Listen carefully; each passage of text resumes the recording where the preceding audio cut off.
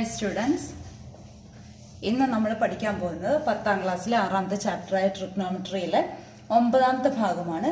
ഇതാണ് ഏറ്റവും പ്രധാനപ്പെട്ട ഒരു ഭാഗമാണ്. ഇതിനകത്ത് വേർഡ് പ്രോബ്ലംസ് സ്ഥിരമായിട്ട് ചോദിക്കുന്നതാണ്.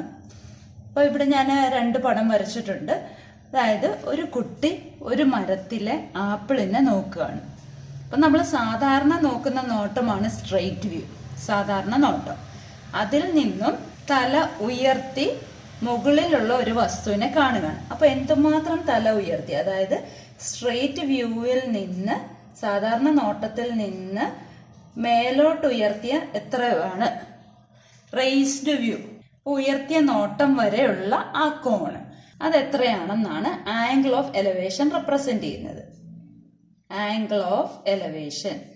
ഇനി രണ്ടാമത്തെ ഫിഗറിൽ ഒരു കെട്ടിടത്തിന്റെ മുകളിൽ ഒരു കുട്ടി നിൽക്കുക. ആ കുട്ടി നേരെ നോക്കുന്നതാണ് സ്ട്രെയിറ്റ് വ്യൂ, സാധാരണ നോട്ടം. താഴെ കിടക്കുന്ന ഒരു വണ്ടിയിലോട്ടാണ് നോക്കുന്നത്, അല്ലെ? അതപ്പോ കുനിഞ്ഞു നോക്കണം. എന്തുമാത്രം തല താഴ്ത്തി നോക്കുന്നു, അത് സ്ട്രെയിറ്റ് വ്യൂവിൽ നിന്ന്, സാധാരണ നോട്ടത്തിൽ നിന്ന് എന്തുമാത്രം താഴ്ത്തിയാണ് നോക്കുന്നത്. അതാണ് ആംഗിൾ ഓഫ് ഡിപ്രഷൻ. ഇനി ഇത് വെച്ചിട്ടാണ് പ്രോബ്ലംസ് ചോദിക്കുന്നത്. അതായത് ചില ചോദ്യത്തില് കുട്ടിയുടെ ഉയരം തരും, ചില ചോദ്യത്തിൽ കുട്ടിയുടെ ഉയരം തരികയില്ല. അപ്പൊ അതനുസരിച്ച് നമ്മൾ ഫിഗർ വരയ്ക്കണം. ഫിഗർ വരയ്ക്കുന്നതിന് മാർക്കുണ്ട്. ആ ചിത്രം വരച്ച് അതിന് പേര് കൊടുത്താണ് നമ്മൾ സോൾവ് ചെയ്യുന്നത്. ഇവിടെ ഉയരമാണ്, ഒന്നെങ്കിൽ കെട്ടിടത്തിന്റെ ഉയരം, അല്ലെങ്കിൽ കെട്ടിടവും കാറും തമ്മിലുള്ള ദൂരം, ഇങ്ങനെയുള്ള ചോദ്യങ്ങളൊക്കെയാണ് ചോദിക്കുന്നത്. അപ്പോൾ അതിനകത്തൊക്കെ നമ്മൾ ടാൻ ആണ് കൂടുതലായിട്ട് ഉപയോഗിക്കുന്നത്. കാരണം കർണം അഥവാ ഹൈപ്പോട്ന്യൂസ് അവിടെ ആവശ്യമില്ലാത്ത സ്ഥലമാണ് കൂടുതലും. അപ്പോൾ അത് പ്രോബ്ലത്തിലേക്ക് നമുക്ക് പോകുമ്പോൾ നമുക്ക് കൂടുതലായിട്ട് അത് മനസ്സിലാവും. അപ്പോൾ ആംഗിൾ ഓഫ് എലവേഷൻ എന്താണ്? ഉയർത്തിയ കോണളവ് എത്രയാണ്? അതാണ് സാധാരണ നോട്ടത്തിൽ നിന്നും എന്തുമാത്രം തല ഉയർത്തി ആണ് മുകളിലെ ഒരു വസ്തുവിനെ നോക്കുന്നത്. ആ കോണിന്റെ അളവാണ് ആംഗിൾ ഓഫ് എലവേഷൻ. ഇനി ആംഗിൾ ഓഫ് ഡിപ്രഷൻ എന്ന് പറഞ്ഞാൽ മുകളിൽ നിന്ന് താഴേക്ക് ഒരു വസ്തുവിലേക്ക് നോക്കുമ്പോൾ സാധാരണ നോട്ടത്തിൽ നിന്ന്, സ്ട്രെയിറ്റ് വ്യൂവിൽ നിന്ന് താഴേക്ക് എന്തുമാത്രം തല താഴ്ത്തി ആ കോണളവാണ് ആംഗിൾ ഓഫ് ഡിപ്രഷൻ. കീഴ്ക്കോൺ എന്ന് പറയും. അപ്പൊ ഇതിനെ മേൽക്കോണെന്നും ഇതിനെ കീഴ്ക്കോണെന്നും പറയും. അപ്പൊ പേജ് നമ്പർ 125 ആദ്യത്തെ 3 ചോദ്യങ്ങൾ നമുക്ക് ചെയ്യാം. ഒന്നാമത്തെ ചോദ്യം ഇതാണ് പറയുന്നത്: സൂര്യൻ 40 ഡിഗ്രി മേൽക്കോണിൽ കാണപ്പെടുമ്പോൾ ഒരു മരത്തിന്റെ നിഴലിന്റെ നീളം 18 മീറ്റർ ആണ്. ഇവിടെ 2 ഭാഗം ചോദിച്ചിട്ടുണ്ട്. ഒന്നാമത്തെ മരത്തിന്റെ ഉയരം എത്ര, രണ്ടാമത്തെ സൂര്യൻ 80 ഡിഗ്രി മേൽക്കോണിൽ കാണപ്പെടുമ്പോൾ നിഴലിന്റെ നീളം എത്രയായിരിക്കും. അതായത് സണ്ണിനെ 40 ഡിഗ്രി ആംഗിൾ ഓഫ് എലവേഷനിൽ കാണുമ്പോൾ ഒരു ട്രീയുടെ ഷാഡോയുടെ നീളം 18 മീറ്റർ ആണ്.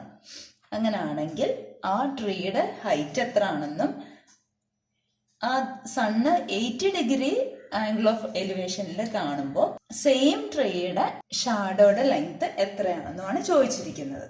അപ്പൊ ഇവിടെ നമുക്ക് ഫിഗർ തന്നിട്ടില്ല, നമുക്ക് ഫിഗർ വരയ്ക്കണം. നമുക്കറിയാം ഷാഡോ നിലത്താണ് വരുന്നത്. പിന്നെ ഇതാണ് ട്രീ.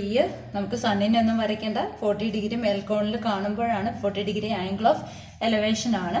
അപ്പോൾ ഉണ്ടാക്കുന്ന ഷാഡോ, അവിടെയാണ് സൺ നിൽക്കുന്നത്, എന്നാലേ ഉള്ള ഷാഡോ പുറകോട്ട് വരത്തുള്ളൂ, അല്ലെ? ഈ കാര്യങ്ങളൊക്കെ നമുക്കറിയാം. ഇനി ഇവിടെ നമുക്ക് വേണ്ടത് ഫസ്റ്റ് ക്വസ്റ്റ്യൻ ട്രീയുടെ ഹൈറ്റ് അഥവാ മരത്തിന്റെ നീളമാണ് വേണ്ടത്, ഉയരമാണ് വേണ്ടത്. അപ്പോൾ ഇവിടെ ഷാഡോ 18 മീറ്റർ ആണ് തന്നിട്ടുണ്ട്. 40 ഡിഗ്രി ആംഗിൾ ഓഫ് എലവേഷനിൽ ഷാഡോയുടെ ലെങ്ത് 18 മീറ്റർ ആണ്. 40 ഡിഗ്രി മേൽക്കോണിൽ നിഴലിന്റെ നീളം 18 മീറ്റർ ആണ്. അപ്പോൾ നമുക്ക് AB ആണ് കാണേണ്ടത്. ഈ 40ന്റെ സമീപവശം അഥവാ അഡ്ജസന്റ് സൈഡാണ് നമുക്ക് തന്നിരിക്കുന്ന 18. പിന്നെ ഹൈറ്റ്, ട്രീയുടെ ഹൈറ്റ് എന്ന് പറയുന്നത് 40ന്റെ ഓപ്പോസിറ്റ് സൈഡാണ് അഥവാ എതിർവശമാണ്. അപ്പോൾ സമീപവശവും എതിർവശവുമാണ് വന്നിരിക്കുന്നത്, അല്ലാതെ കർണം അഥവാ ഹൈപ്പോട്ന്യൂസ് നമുക്ക് വേണ്ട. അപ്പൊ എന്താ എടുക്കാവുള്ളൂ? tan 40 എടുക്കാവുള്ളൂ. അപ്പൊ tan 40 ഈക്വൽ ടു tan എന്ന് പറയുമ്പം ഓപ്പോസിറ്റ് ബൈ അഡ്ജസന്റ് ആണ്, എതിർവശം ബൈ സമീപവശം ആണല്ലോ. ഇനി tan 40 ഈക്വൽ ടു എതിർവശമാണല്ലോ ട്രീയുടെ ഹൈറ്റ്, അല്ലെങ്കിൽ AB ഡിവൈഡഡ് ബൈ 18. അപ്പോൾ AB ആണല്ലോ വേണ്ടത്. ഇത് ക്രോസ് മൾട്ടിപ്ലൈ ചെയ്താൽ മതിയല്ലോ. 18നെ tan 40 കൊണ്ട് ഗുണിക്കുക. അപ്പോൾ നമുക്ക് ഉത്തരം കിട്ടും. 18 ഇൻറ്റു tan 40 കാണുന്ന 40ന്റെ നേരെ മൂന്നാമത്തെ കോളം 0.8391. അപ്പോൾ നമുക്ക് ഇതിനെ മൾട്ടിപ്ലൈ ചെയ്യാം. 8391നെ 84 ആക്കാം. അപ്പോൾ 0.84നെ 18 കൊണ്ട് ഗുണിക്കുക. 8 4s are 32. ദശാംശ ബിന്ദുവിന് ശേഷം 2 അക്കം ഉള്ളതുകൊണ്ട് ഉത്തരത്തിലും ദശാംശ ബിന്ദുവിന് ശേഷം 2 അക്കം വരണം. അപ്പോൾ 15.12 മീറ്ററിന് കിട്ടി മരത്തിന്റെ ഉയരം മാറുന്നില്ലല്ലോ. ഇനി നമുക്ക് കോണിന്റെ അളവേ മാറുന്നുള്ളൂ. രണ്ടാമത് ചോദിച്ചിരിക്കുന്നത് 80 ഡിഗ്രി കോണില് കാണുമ്പോൾ. അപ്പോൾ പടം വരയ്ക്കുമ്പോൾ പ്രത്യേകം ശ്രദ്ധിക്കണം. 40 ഡിഗ്രി ഇവിടെയാണ് അല്ലെ. അപ്പൊ 80 ഇവിടെ വരുമോ അതോ പുറകോട്ട് വരുമോ അതൊന്ന് ആലോചിച്ച് നോക്കുക. നമ്മൾ ഇവിടെ ഇന്ന് നോക്കുകയാണെങ്കിൽ കുറച്ചും കൂടെ ദൂരോട്ട് മാറിയല്ലോ. ദൂരോട്ട് മാറുമ്പോൾ ഒരുപാട് ഉയരത്തിലേക്ക് നമുക്ക് നോക്കണോ? വേണ്ട. പക്ഷെ നമുക്ക് 80 ഡിഗ്രി പറഞ്ഞപ്പം അത് കുറച്ചും കൂടെ ഉയരത്തിലേക്ക് നോക്കണം അല്ലെ. അപ്പൊ ഇവിടെയല്ലേ 80 വരത്തുള്ളൂ. അപ്പൊ നമ്മൾ പടം വരയ്ക്കുമ്പോൾ ഇതാണ് നമ്മുടെ പുതിയത്. ഞാൻ ഡോട്ടഡ് ലൈൻ വരയ്ക്കാം. ഇത് 80 ഡിഗ്രി. അപ്പോൾ ഉണ്ടാക്കുന്ന ഷാഡോയുടെ ലെങ്ത് ആണ് വേണ്ടത്. അപ്പോൾ പഴയ ഷാഡോയുടെ ലെങ്ത് ആണോ വേണ്ടത്? പഴയ ഷാഡോയുടെ ലെങ്ത് എത്രയാണ്? 18 ആണ്. ഇപ്പൊ ഷാഡോയുടെ ലെങ്ത് കുറഞ്ഞില്ലേ? ഇത്രയല്ലേ ഉള്ളൂ. അപ്പൊ പുതിയ ഷാഡോയുടെ ലെങ്ത് ഏതാ കണ്ട? ഇപ്പം ABC കൊടുത്തു, ഇതിന് D എന്ന് കൊടുക്കാം. പുതിയ ഷാഡോ ഏതാണ്? ഈ D മുതൽ B വരെയുള്ള ലെങ്ത് ആണ് നമുക്ക് കാണേണ്ടത്. അപ്പൊ അത് കാണാൻ വേണ്ടിയിട്ട് DB എന്നുള്ളത് 80യുടെ അഡ്ജസന്റ് സൈഡാണ്, സമീപവശമാണ്. ട്രീയുടെ ഹൈറ്റ് നമുക്കിപ്പൊ കിട്ടി 15.12. അപ്പൊ രണ്ടാമത്തെ പടം ഇങ്ങനെയാണ് വരയ്ക്കുക. ഇനി നമുക്ക് എന്താണ്? tan 80 ആണ് വേണ്ടത്. ഇവിടെയും tan തന്നെയാണ്. tan 80 എന്ന് പറയുന്നത് ഓപ്പോസിറ്റ് ബൈ അഡ്ജസന്റ് ആണ്, എതിർവശം ബൈ സമീപവശം. ഇവിടെ 80ന്റെ എതിർവശം എന്ന് പറയുന്നത് 15.12. മരത്തിന്റെ ഉയരം ബൈ സമീപവശം എന്ന് പറയുന്ന DB. ഇനി നമുക്ക് DB അല്ലേ വേണ്ടത്. DB കാണാൻ വേണ്ടിയിട്ട് ഈ 15.12നെ tan 80 കൊണ്ട് ഡിവൈഡ് ചെയ്താൽ മതി. ഈ DB അങ്ങോട്ടും പോയി tan 80 താഴോട്ടും വന്നു. അപ്പോൾ 15.12 ബൈ tan 80. 80യുടെ നേരെ മൂന്നാമത്തെ കോളം 5.6713. ഇനി ഇവിടെ ഡെസിമൽ ഡിവിഷൻ ആണ്, നമുക്കറിയാം 2 അക്കം മതി. അപ്പോൾ 6713 എന്നുള്ളതിന് പകരം 67 എടുത്താൽ മതി. ഇനി ഇപ്പൊ 2.67 മീറ്ററിന് കിട്ടി. അതായത് DB എന്താ? 80 ഡിഗ്രി മേൽക്കോണിൽ ഉണ്ടാക്കുന്ന ഷാഡോ ആണ് 2.67. അപ്പോൾ ഒന്നാമത്തെ ആൻസർ ആയിട്ട് എന്തെഴുതാം? മരത്തിന്റെ ഉയരം സമം 15.12 metre. Height of the tree equal to 15.12 metre.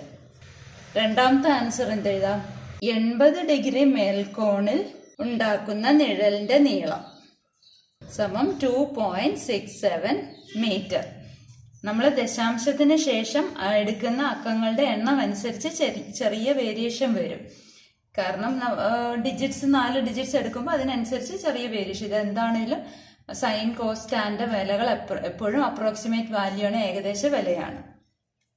Length of the shadow when the angle of elevation is 80 degree, when the angle of elevation equal to 2.67 meter. മനസ്സിലായല്ലോ? ഇനി രണ്ടാമത്തെ ചോദ്യം നോക്കാം. രണ്ടാമത്തെ ചോദ്യം ഇതാണ്: ഒരു കെട്ടിടത്തിന്റെ മുകളിൽ നിന്നും ഒരാൾ 30 മീറ്റർ അകലെയുള്ള ഒരു കടയുടെ ചുവട് 25 ഡിഗ്രി കീഴ്ക്കോണിൽ കാണുന്നു. കെട്ടിടത്തിന്റെ ഉയരം എത്ര? അതായത് ഒരു ബിൽഡിംഗ്, ആ ബിൽഡിങ്ങിന്റെ മുകളിൽ നിന്നും ഒരാള് 30 മീറ്റർ അകലെയുള്ള ഒരു കടയുടെ ചുവടാണ് നോക്കുന്നത്, ചുവട്ടിലേക്കാണ് നോക്കുന്നത് 25 ഡിഗ്രി ആംഗിൾ ഓഫ് ഡിപ്രഷനിൽ. അങ്ങനാണെങ്കിൽ ആ കെട്ടിടത്തിന്റെ, അയാൾ നിൽക്കുന്ന കെട്ടിടത്തിന്റെ ഉയരം എത്ര ആണെന്നാണ് ചോദിച്ചിരിക്കുന്നത്. ഇവിടെ പ്രത്യേകം ശ്രദ്ധിക്കേണ്ടത്, ഇപ്പൊ ആരാണോ ഏത് വ്യക്തിയാണോ നോക്കുന്നത് ആ വ്യക്തിയുടെ ഉയരം തന്നിട്ടില്ലെങ്കിൽ നമ്മൾ അവിടെ ഒരു പോയിന്റ് ആയിട്ട് എടുക്കത്തുള്ളൂ, അല്ലാതെ വ്യക്തിയെ വരയ്ക്കുന്നില്ല. വ്യക്തിയുടെ ഹൈറ്റിനെ കൺസിഡർ ചെയ്യുന്നില്ല.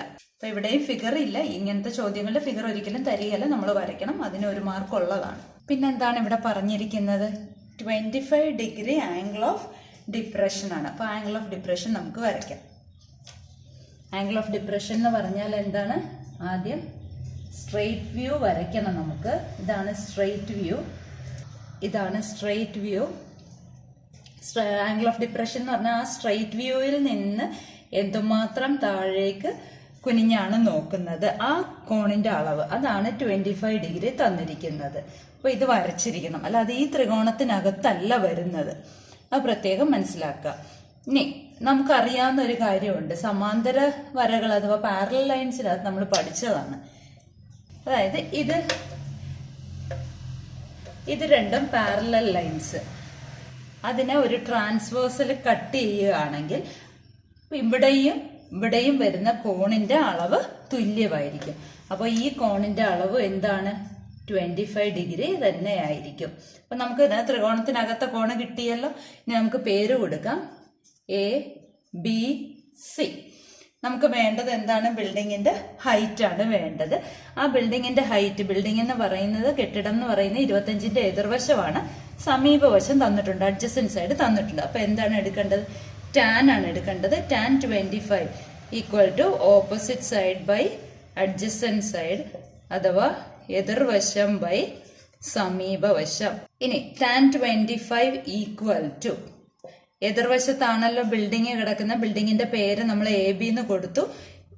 AB divided by 30. ഇനി ക്രോസ് മൾട്ടിപ്ലൈ ചെയ്താൽ മതിയല്ലോ. അപ്പൊ AB equal to 30 into tan 25 എന്ന് വന്നല്ലോ. ടാൻ 25ന്റെ വില എങ്ങനെ കാണാം? 25ന്റെ നേരെ മൂന്നാമത്തെ കോളം നോക്കുക. ടാൻ 25 എന്ന് പറയുന്നത് 0.4663 ആണ്. അപ്പോൾ 0.47 എടുക്കാം നമുക്ക്. കാരണം മൂന്നാമത്തെ നമ്പർ 5 കൂടുതലോ വന്നാൽ ഇവിടെ 1 കൂട്ടണം, രണ്ടാമത്തേൽ 1 കൂട്ടണം. അപ്പൊ 0.47നെ 30 കൊണ്ട് മൾട്ടിപ്ലൈ ചെയ്യുക. ദശാംശത്തിന് ശേഷം 2 അക്കമാണ് വേണ്ടത്. അപ്പൊ ദശാംശത്തിന് ശേഷം 2 അക്കം ഇടുക. 14.10 മീറ്റർ എന്ന ഉത്തരം കിട്ടിയല്ലോ. AB എന്ന് പറയുന്നത് എന്താണ്? ബിൽഡിംഗ് ആണ്, കെട്ടിടമാണ്. അപ്പൊ നമുക്ക് ആൻസർ എന്തെഴുതാം? കെട്ടിടത്തിന്റെ ഉയരം സമം 14.10 metre. Height of the building equal to 14.10 metre. ഇനി നമുക്ക് മൂന്നാമത്തെ ചോദ്യം ചെയ്യാം.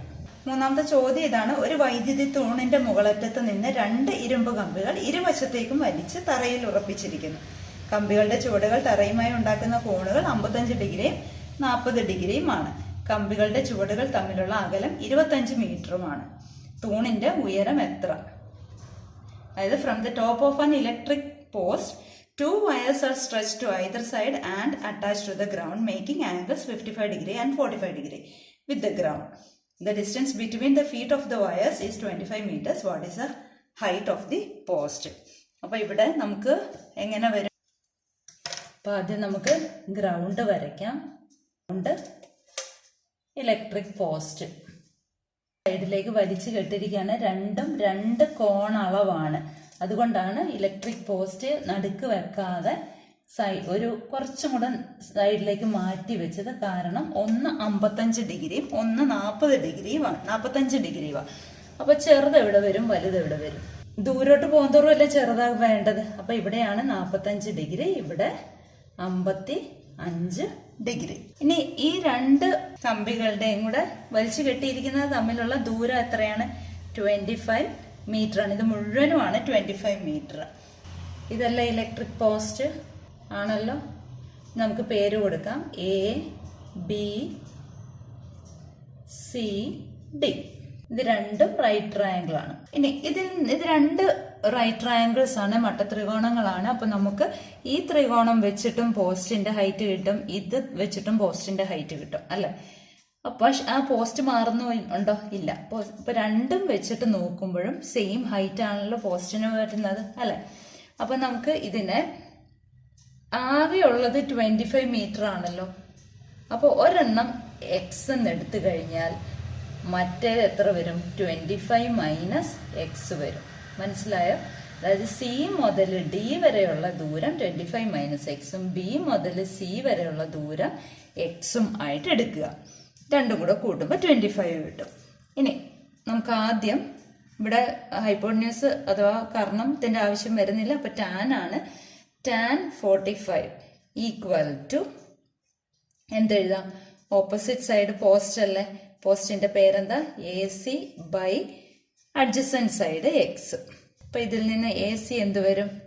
A C equal to cross multiply ചെയ്യുക എക്സ് ഇൻറ്റു ടാൻ 45. ഇതൊന്നാമത്തായിട്ട് എടുക്കുക. ഇനി രണ്ടാമത്തെ ഫിഗറിൽ, അതായത് വലതുവശത്ത് കിടക്കുന്ന റൈറ്റ് ട്രയാങ്കിളിൽ tan 55 equal to same post A C തന്നെയാണല്ലോ ബൈ 25 മൈനസ് എക്സ്. അതാണല്ലോ സമീപവശം. അപ്പൊ അതിൽ നിന്നും എ സി എന്ത് കിട്ടി? A C equal to 25 minus x into tan 55. ഇതിനെ നമുക്ക് രണ്ടാമത്തെ ഇക്വേഷനായിട്ട് എടുക്കാം. ഇത് രണ്ടും എ സി അല്ലേ? അപ്പൊ രണ്ടും ഒന്നിച്ചെഴുതാമല്ലോ. അതായത് x tan 45 equal to 25 minus x tan 55 എന്ന് എഴുതാമല്ലോ. ഇടതുവശം തുല്യമായതുകൊണ്ട് വലതുവശങ്ങൾ തമ്മിലും തുല്യമാണെന്ന് എഴുതാം.